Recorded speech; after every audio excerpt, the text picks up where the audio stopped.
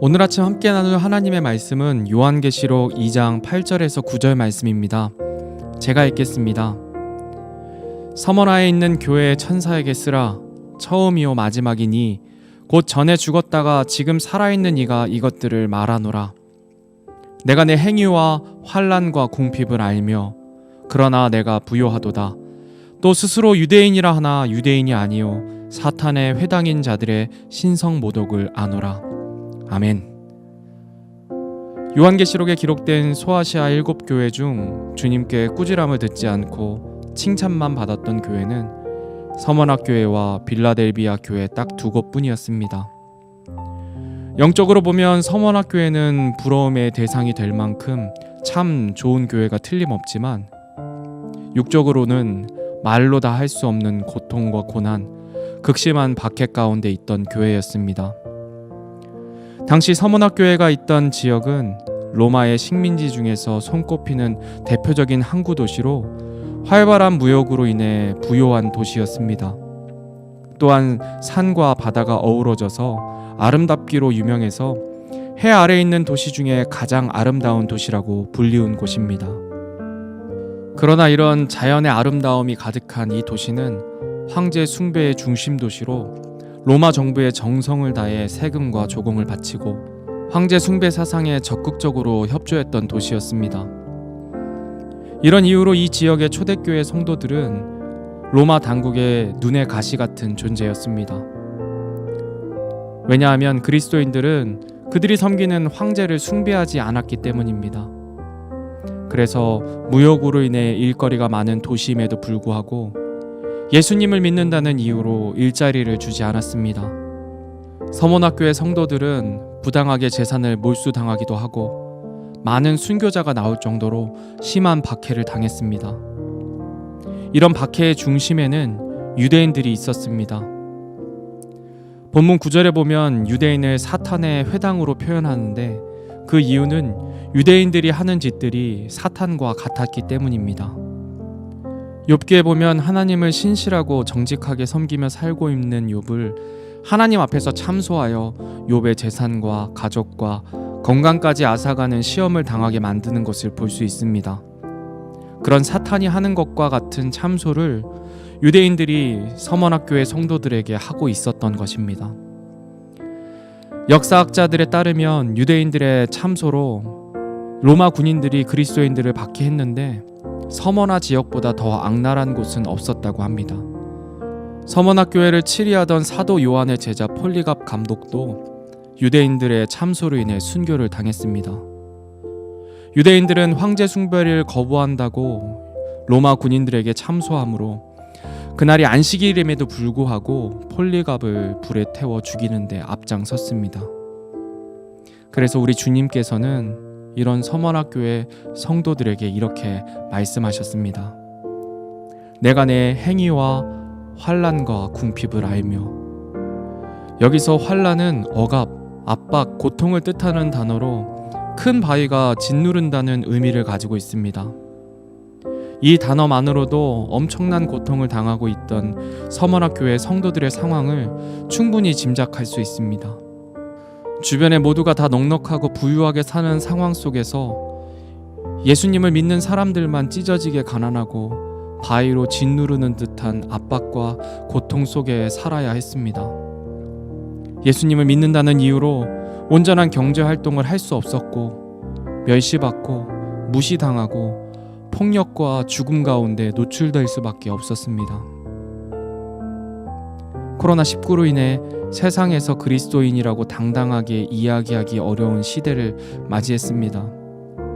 직장에서는 교회를 나간다고 하면 직간접적으로 압박을 주고 교회발 집단 감염 이슈가 있을 때마다 교회 다니는 사람들은 자기밖에 모르는 이기적인 사람들이라 세상은 욕을 합니다. 얼마 전 아영이 친구가 아영이에게 문자를 보냈습니다. 너 요즘에도 교회 나가냐고 물었습니다. 아영이는 교회를 나간다고 답장을 보냈고 그 뒤에 그 친구에게 답장이 왔습니다. 엄마가 주말에는 너랑 놀지 말라고 했다고 답했습니다. 그 이야기를 듣고 가슴이 철렁했습니다. 아영이가 상처받진 않았을까? 화가 나기도 하고 걱정도 되고 복잡한 감정이었습니다. 다행히 아영이는 그 문자의 의미가 무엇인지 몰라서인지 대수롭지 않게 여기는 듯 싶었습니다. 그 뒤로도 아영이가 교회 가는 것을 정말 좋아해서 참 다행이었습니다. 아이들을 키우다 보니 서머나교회 상황을 생각해 볼 때 나 혼자는 어떻게 견딜 수 있겠지만 아내와 아이들이 핍박을 당하는 상황이 오면 믿음을 지키는 것이 더욱 어렵겠다는 생각을 하게 됩니다. 그런데 그럼에도 불구하고 서머나교회 성도들은 끝까지 믿음을 지켰습니다. 그렇다면 서머나교회 성도들은 어떻게 끝까지 믿음을 지킬 수 있었을까요? 사람의 힘으로는 이런 일들을 견뎌낼 수 없었을 것입니다. 그러나 하나님께서 함께 하신다면, 하나님께서 위로하시고 힘을 주신다면 견뎌낼 수 있었을 것입니다. 당시 고통당하던 서머나교회 성도들에게 하나님께서 주신 특별한 은혜가 있습니다. 그것은 내가 안다 말씀하시는 우리 주님의 위로입니다. 본문 9절 말씀에서 내가 내 행위와 환난과 궁핍을 알며 라고 말씀하십니다.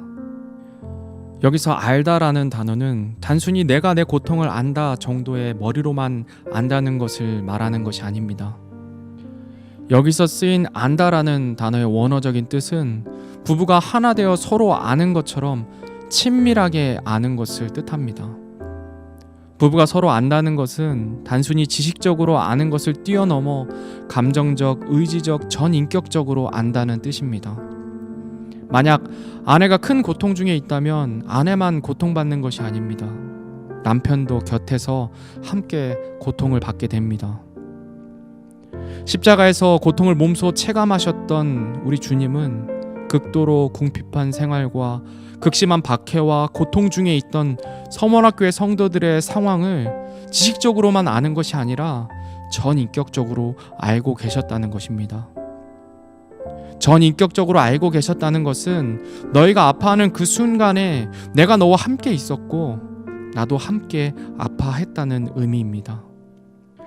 주님이 그렇게 아실 수 있는 이유는 전지하신 분이시기도 하지만 구원받은 우리 안에 그 하나님께서 함께 하시기 때문입니다. 이 말씀이 고통 중에 있던 서머나교회 성도들에게 얼마나 큰 위로가 되었겠습니까?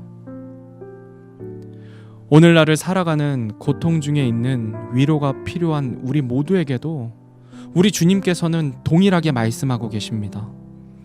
내가 너의 고통과 아픔과 수고를 다 안다 말씀하십니다. 친구가 보낸 문자를 보고 마음 아팠을 아영의 마음도 아시고 가슴 철렁했던 저희 부부의 마음도 우리 주님께서 아십니다. 직장에서 교회 다닌다는 이유로 받은 불이익과 압박을 우리 주님께서 알고 계십니다. 예수님을 믿음으로 인해 포기해야 했고 포기했던 모든 순간들을 우리 주님께서 알고 계십니다. 주님이 알고 계신다는 것이 우리에게 얼마나 큰 위로가 되는지 모릅니다. 주님께서는 우리만 알고 계신 것이 아닙니다. 본문 9절 하반절 말씀을 보면 또 스스로 유대인이라 하나 유대인이 아니요 사탄의 회당인 자들의 신성 모독을 아노라 라고 말씀하십니다. 주님께서는 서머나교회를 핍박하는 스스로 유대인이라 하는 자들의 모든 것을 또한 아신다 말씀하십니다. 우리 하나님께서는 공의의 하나님이십니다. 주님께서 구원받은 우리의 믿음의 행위들을 아실 때는 한없는 위로가 되지만 악인들의 악행을 아신다 할 때는 그들에게 엄청난 두려움이 됩니다. 하나님께서는 자비하셔서 오래 참으시지만 회개하고 돌이키지 않을 때는 반드시 심판하시는 공의의 하나님이십니다. 주님께서 악인들의 모든 행위를 아신다는 것은 반드시 심판하실 때가 있다는 것입니다. 하나님께서 지금도 오래 참으시는 것은 그들 역시도 사랑하셔서 돌이키기를 바라시는 마음 때문입니다. 이 사실이 서머나교회 성도들에게 큰 위로가 되었을 것입니다. 그래서 믿음을 지킬 힘을 가질 수 있었을 것입니다. 성도 여러분, 세상은 점점 더 악해져 가고 그리스도인들을 향한 억압과 핍박이 심해져 가는 이 시대 가운데 살아갈 때에 오늘 말씀을 기억하시길 바랍니다. 우리 주님께서 아십니다. 그냥 아시는 것이 아니라 우리 안에 계셔서 함께 아파하시고 믿음으로 세상을 이겼을 때 함께 기뻐하시며 우리에게 새 힘을 허락해 주십니다. 오늘 하루도 오늘 말씀 생각하시면서 주님께서 아신다는 말씀 붙들고 위로함과 힘을 얻어 세상에서 승리하는 저와 여러분이 되기를 간절히 소원합니다.